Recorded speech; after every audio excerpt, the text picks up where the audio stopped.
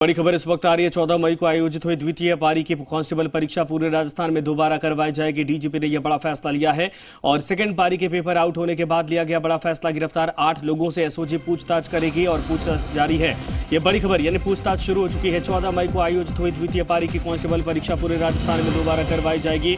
Second पारी के paper out होने की खबर के बाद यह बड़ा कदम उठाया गया, बड़ा फैसला लिया गया। गिरफ्तार 8 लोगों से एसओजी पूछताछ कर रही है। इस वक्त यह बड़ी खबर है। आपको बता दें कि डीजीपी ने बड़ा फैसला लिया है। इस वक्त यह बड़ी खबर है। पुलिस विभाग की तरफ से इसको अब दोबारा इस परीक्षा को कंडक्ट करवाया जाएगा। बड़ी खबर 14 मई को आयोजित हुई द्वितीय पारी की कांस्टेबल परीक्षा पूरे राजस्थान में दोबारा होगी। डीजीपी ने यह बड़ा फैसला लिया। सेकंड पारी में पेपर आउट होने के बाद यह कदम उठाया गया है और गिरफ्तार जो 8 लोग हैं जिनके ऊपर आरोप लगा है, जिनके नाम सामने आए, अब उनसे एसओजी पूछताछ करने में जुट गई है। बड़ी खबर इस वक्त आ रही है।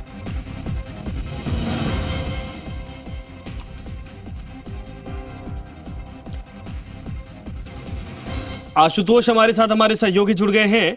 आशुतोष, क्या अभी पूरी जानकारी है? तारीख को लेकर कोई कंफर्मेशन अब तक हो पाया? देखिए संजय, अभी तक तारीख को लेके स्थिति स्पष्ट नहीं हो पाई है, लेकिन इसमें डीजीपी के स्तर पे ये निर्णय लिया गया है कि जिस तरीके से इस जो सेंटर था वहां से पेपर आउट हुआ, उसके बाद में पेपर को टेक्निकल तौर पे आउट माना गया है और अब इस परीक्षा को दोबारा आयोजित किया जाएगा, क्योंकि एक ऑर्गेनाइज वे में इस पेपर को तकरीबन 8 लोगों ने मिलकर एक तरीके से आउट किया है। सबकी अपनी अपनी अलग अलग इसके अंदर भूमिका थी। इन सभी को गिरफ्तार करके इनसे पूछताछ की जा रही है।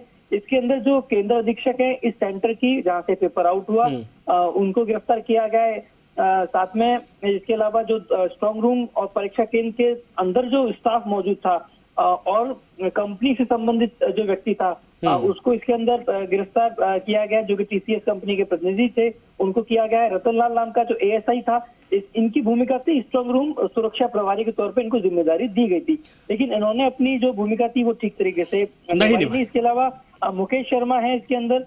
काफी सारे ऐसे स्टाफ हैं जो इस सेंटर के अंदर जिनकी। आशुतोष, एक और बताइए, ये सेकंड पारी में कितने बच्चों ने पेपर दिया था जिनको दोबारा पेपर देना पड़ेगा?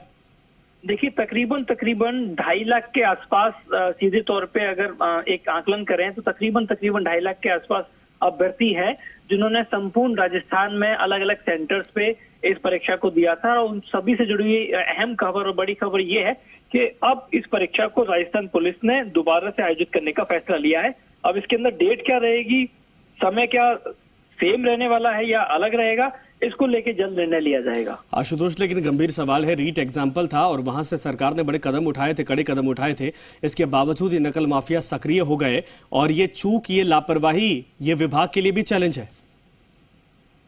सर देखिए, एक कहावत है कि जब घर का भेदी लंका ढाए तो वो लंका मजबूत नहीं रह सकती। यानी कि इस अगर पूरे प्रकरण को समझने की कोशिश करें तो ये एक तरीके से सिस्टम का जो अंदर का हिस्सा है वहां से ये जो पेपर है उसको लीक किया गया है। यानी कि किसी बाहरी तौर पर अगर बात करें, बाहरी तत्वों की बात करें, कोई अन्य असामाजिक तत्वों की बात करें, उनके मार्फत ये पेपर लीक नहीं हुआ है। लेकिन जिन लोगों को जिम्मेदारी दी गई थी स्ट्रांग रूम में पेपर को सुरक्षित रखने की, वो सुरक्षा प्रभारी जिसकी ये जिम्मेदारी थी कि अगर किसी तरह की कोई सेंध होती है, किसी तरह की कोई संदिग्ध गतिविधि होती है, उस पर अंकुश लगाया जाए, अगर वही व्यक्ति इस पूरे कृत्य के अंदर शामिल हो जाता है तो जाहिर सी बात है कि सही बात है आपने कहा कि जिसको सुरक्षा की जिम्मेदारी वही। एक और सवाल, एसओजी की जांच पड़ताल में अभी कुछ बातें सामने आ पाई? क्या जो पहली पारी में पेपर हुआ था वो सेफ है? देखिए बिल्कुल पूरी तरीके से जो पुख्ता तौर पे मुखबिर के द्वारा एसओजी को राजस्थान पुलिस भर्ती परीक्षा का जो ये पेपर था उसमें 33 जो पेजेस थे, उनकी जो पेपर थे वो पर्टिकुलर एक जो पेपर सेट होता है उसका जो पेपर था वो बताया गया कि ये पेपर जो है वो आउट हुआ था। इसके अंदर खास बात ये संजय कि बहुत कम समय था एसओजी के पास में और एसओजी की तमाम पूरी टीम के पास में, लेकिन कड़ी से कड़ी जोड़ के एसओजी उस सेंटर तक पहुंच गई। क्योंकि देखिए एक जो की होती है, एक पर्टिकुलर जो सीरीज होती है उसका बारे में आपको पता चला कि ये पेपर आउट हुआ है, लेकिन वो सीरीज बहुत सारे सेंटर्स पे गई है राजस्थान के अंदर और अब आपको बहुत कम समय के अंदर पर्टिकुलर उस सेंटर तक पहुंचना था। उस पर्टिकुलर फोटो के अंदर जो एसओजी के पास में प्राप्त हुए उनको बहुत बारीकी से अध्ययन किया एसओजी ने बहुत कम समय के अंदर, और कड़ी से कड़ी जोड़ते हुए अपनी टीम की मदद लेते हुए एसओजी उस मौके तक पहुंच गई, उस सेंटर तक पहुंच गई जहां से पेपर को लीक किया गया था। कुछ गतिविधियां संदिग्ध पाई गई और सीसीटीवी फुटेज खंगाले गए, जिसके आधार पे एसओजी ने उन 8 लोगों तक पहुंची जिनकी भूमिका पूरी आशुतोष, तरीके लेकिन से क्या अभी ये कोई जानकारी मिल पाई है पेपर खरीदे बेचे भी गए थे? अगर वहां से लीक किया गया तो कहां तक पहुंचाया गया? क्या सोशल मीडिया व्हाट्सएप वगैरह का भी इस्तेमाल किया गया था? देखिए, ये अपने आप में बहुत गंभीर सवाल है। तकरीबन 18 लाख से ज्यादा अभ्यर्थी इस परीक्षा के अंदर शामिल हुए थे, और जिस पर्टिकुलर द्वितीय पारी की हम बात कर रहे हैं उसके अंदर तकरीबन 2.5 लाख के आसपास।